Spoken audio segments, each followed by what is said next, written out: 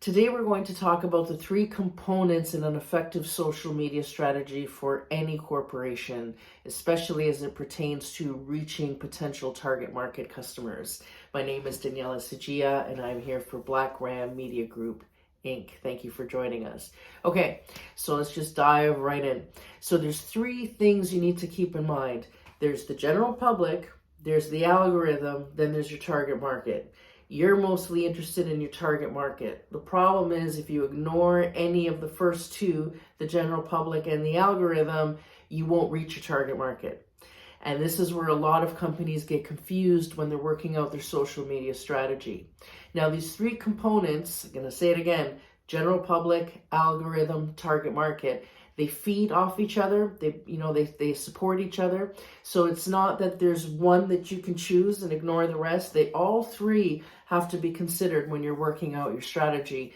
This also gives you a lot of freedom and flexibility also. So as much as it might seem annoying, it's actually going to make your life a lot easier once you get past your personal hangups that are keeping you from diving in to social media. So right now, your business is likely dependent on networking, right, to grow your leads or your sales, or word of mouth, or the occasional press release. Every time you hit a milestone, you can publish a press release. You hope it hits the papers, and you hope somebody important reads it and then thinks to reach out to you. That is a very slow grind. And you will see that there are a lot of companies, probably in your sector, that attract so much investment, millions and millions of dollars sometimes, and have done a lot less than your company has to warrant that success or that investment. So you may be thinking to yourself, well, what are they doing that we're not doing? And it's probably creating hype. And there's no easier way to create hype than social media, because social media gives you the daily opportunity to reach people and not just every time you've hit a milestone, right? So you could be hitting your audience every single day if you use it correctly. The problem is that most brands don't, and that's because they're so focused on the target market, they forget the algorithm required for you to reach that target market. And the algorithm wants you to be of value to the general public, not just your target market. So how do you make everybody happy, or all those elements happy? And that's what we're going to break down today. So let's start first with your general audience, right? So the general Joe public is on social media, and especially if you're in a highly niched industry, that might not be relevant to you. So you're trying to probably get in touch with a specific title of a person at a specific type of company if you're in a niched industry. So you're figuring, well, if social media is meant for the public, how am I going to reach that person on social media when I have to speak to the whole public and they're not part of that public likely? Well, they are. So odds are that whatever professional, so let's say you need to reach a product developer, that's your dream client, or product developers in certain fields, right? You're trying to reach that person. At some point, that person is waiting in line somewhere. They're at a doctor's office in the waiting room. They're bored while they're pretending to be on a conference call, and they're scrolling through their social media. What target marketing allows you to do is to find those person in those moments. Now, the great thing about that is, they can see a post that then, oh, wow, they have the product I want in my product, or they have the process I need to, optimize my product with. That's exactly the company I want. If that happens, fantastic.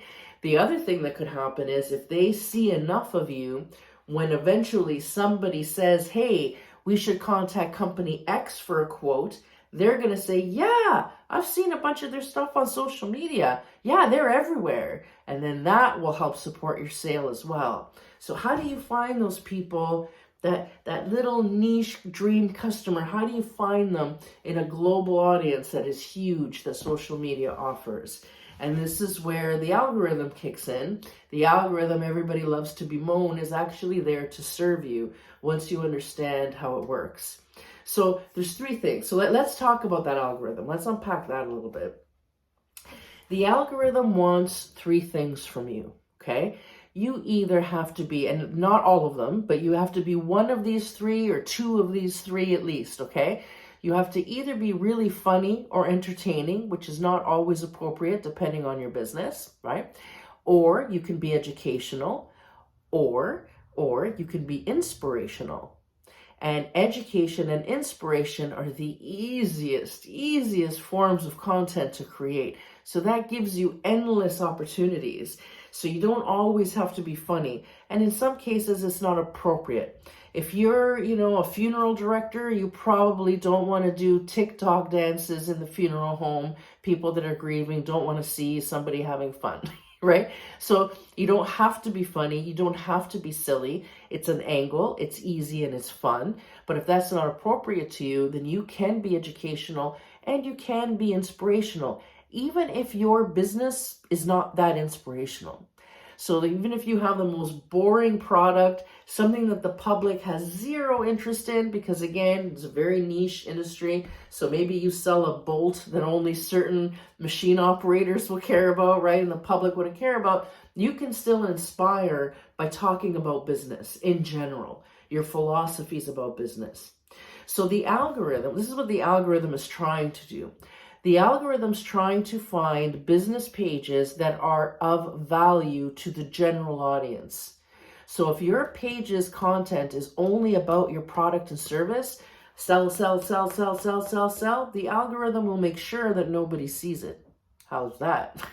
Right? If you're only posting every 6 months when your company has a milestone and does something substantial, no one's going to see it, because the algorithm has seen that you're inconsistent, you don't post often, so they're not going to reward you with more views. So what the algorithm does is it looks for business pages that are of value consistently. That means daily. And the most successful pages post 3 to 4 times a day. Now, you don't necessarily have to. Not everybody has the resources or the bandwidth to offer that. But those are the successful pages, are posting 3-4 times a day. So you have to find your balance in that. So what you need to show the algorithm is a few things. So A, that you're of value. So you're either educational, inspirational, or funny every day. Or, that you are looking for a specific target market. So when you're being of value to the general public by being inspirational, the algorithm will reward you when your sales posts actually end up in front of the audience of that niche target market you're looking for. So you give the algorithm what it wants, it will give you what you want. You inspire the public, they will find your target market. That's how that works. Now, I have one client that I started working with when they just started social media. They had to go through the whole learning curve. And now one of his favorite lines that I quote often is, social media is not a sprint, it's a marathon. It's not a post that's going to do it for you. As much as people talk about having a post go viral, I've had posts go viral and it has not generated one sale. Those are not the posts that make us money, right? So I'm trying to find that target niche customer. Odds are the posts that get them excited is not the post the general public wants to see. So I have to find a way to balance, which means I have to have a diversity of content. So some content is about my business, some content is about products and services, some content is educational, some content is inspirational, if and when appropriate, some content is funny. And when you're posting every single day, several times a day, you have room to be able to play and offer the algorithm a really nice variety. Now, when you're doing paid ads, so not just your average posting every single day, but paid ads, that's when you can really target your market. You can actually say, I only want people with this job title, this age or this income or this whatever to see my post. So you can do that with paid ads. And that allows you to really, really drill down on your target audience. So this is how it would work organically. So you've been doing this now for a while, and your social media pages, all the things that we're talking about. And now all of a sudden, the guy you're trying to reach, that product developer person or whatever, is standing in line at the grocery store and he's scrolling through and he sees that paid target boosted post that you did talking about your niche product in your niche industry that's relevant to him. And now when he goes through your page, because it's not just going to be that one post, he'll click to go on your page, and they scroll through your page and they say, wow, these guys are really active. They've got tons of video. Look, there's their CEO talking about their business philosophy. Their COO is talking about processes and procedures that, help him with productivity and time management. Wow, these guys are really great. Like, look at what they're teaching the world, and now you look fantastic. And maybe I could trust them with optimizing my product because clearly they're very active and they know what they're doing, and they're not just great at science or whatever the niche is, they're great at business. And at the end of the day, business is in it to make money, so they want to work with other successful businesses. And this is a really great way to show that you are that, right? So often we'll talk to, when we start getting engaged with different companies working on their social media, I'll say, listen, to your COO, I want to talk to you about how you manage wrangling the chickens of your staff. You know what I mean? When everybody's off in different directions, how do you keep everybody, what's your thing? How do you keep everybody organized? How do you handle multitasking? How do you handle cash flow crunches? What's your inspiration when your business hits a plateau? What do you do? And these doesn't pertain to the actual product or service that they're selling in that moment, right? But it is very educational. And it's inspirational for other business leaders, even outside your niche. Will that specific post make you a sale? No. But what it will do will increase the engagement on all your other posts, the ones that make you the sale, right? Including those ones there. So that's why it's not a one or the other. You don't do one video and now you're done social media. Like I said, 3-4 posts a day. And when you have to do 3 to 4 posts a day, you run out of things to say really quick about your product or service. If you're selling a candle, there's only so many things you can say about the candle, right? But you can get really creative, showing how you make the candle, talking about different ingredients in the candle, why you got into candles, the benefits of a candle, how much of a room a candle can heat, and the mistakes you've made in the candle business early on, and what to look for when buying a candle. So you really go outside the box. Speaking about products, services, or just philosophies in relation to all of that, that will make the algorithm very, very happy. And you want the algorithm to love you, because like I said, if the algorithm loves you, it will then say, okay, this page is doing really great work, and they're teaching people and they're inspiring people. What's their target market? Let me look at the paid ads. Oh yeah, they're looking for business developers in the whatever field. So we're going to make sure that all of their posts are going to be visible to every business developer in every company in that industry. And again, it is so powerful. It's way more powerful for a business leader or whoever your target market is to find you organically than it is if you were to walk into their office with a sales pitch. Right? So you're catching them off guard when they can't sleep at 2 a.m. and they're scrolling through social media and they come across your video. It will have far more impact than if you had that exact conversation meeting them in a boardroom. Because as soon as you have that official, they're here to make a sales call to you, so they're going to walk in your office with their pitch deck or whatever it is, or someone's making an introduction and they're going to get a finder's fee if I make this sale, or if I do this sale with them. So everybody's out to make money off me. There's already that resistance. When you're hitting them in line at the grocery store, like I said, up at 2 a.m. with indigestion, that's all gone. All that barrier is gone, and they're just open to receive. So that is a really, really great time to really drive a message home. And social media, once you teach the algorithm exactly who you are and what you're looking for, will find that target market customer for you in exchange for all the wonderful value you're providing the general public. So maybe Joe Public doesn't care about your industry, but they probably care about your tips and tricks on how to run a successful business, right? Or how to inspire someone to be integral in business, let's say. If you were to do a video on business integrity, right, that's not going to make a sale. But the video you post after that talks about your product or service that somebody might be interested in, but there's other companies they could call, and then they notice the next video you're talking about integrity. Now they're thinking, you know what? That's a nice person right there. I can trust that person. I like that philosophy. Let me call them first for a quote. And that's how social media is powerful. So what I ask of my clients is to be very open and outside the box. And listen, there's something to be said when a social media expert tells you this is what's good for the algorithm, or this is what's, and it doesn't make sense to you because you're not a social media expert.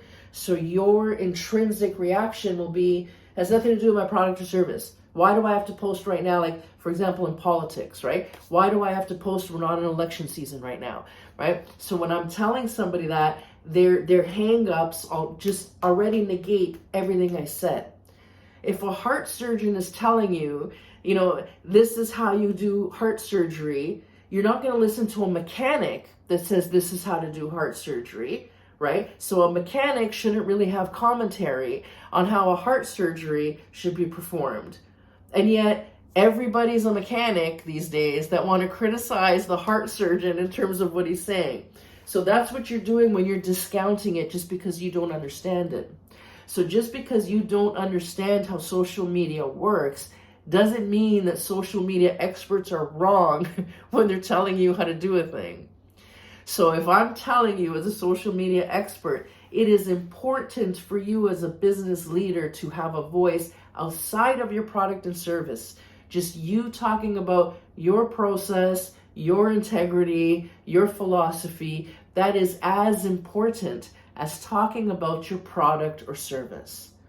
So I say, you know, every third post, make it a call to action post. So every third post, you can say, here's the product, here's the service, give us a call, right? But in between those posts, you need to provide value, not just to your target market, but to the public in general. And when you do that, the algorithm is so grateful that you're providing valuable content. They want you to keep doing that. They will make sure target market people find you so that you get sales to then say, okay, you know what? Every time I post one of these videos, I end up getting a sale. So I end up getting a new lead. So I'm going to keep making these videos. So they're going to want to incentivize you to keep creating content, creating content, creating content.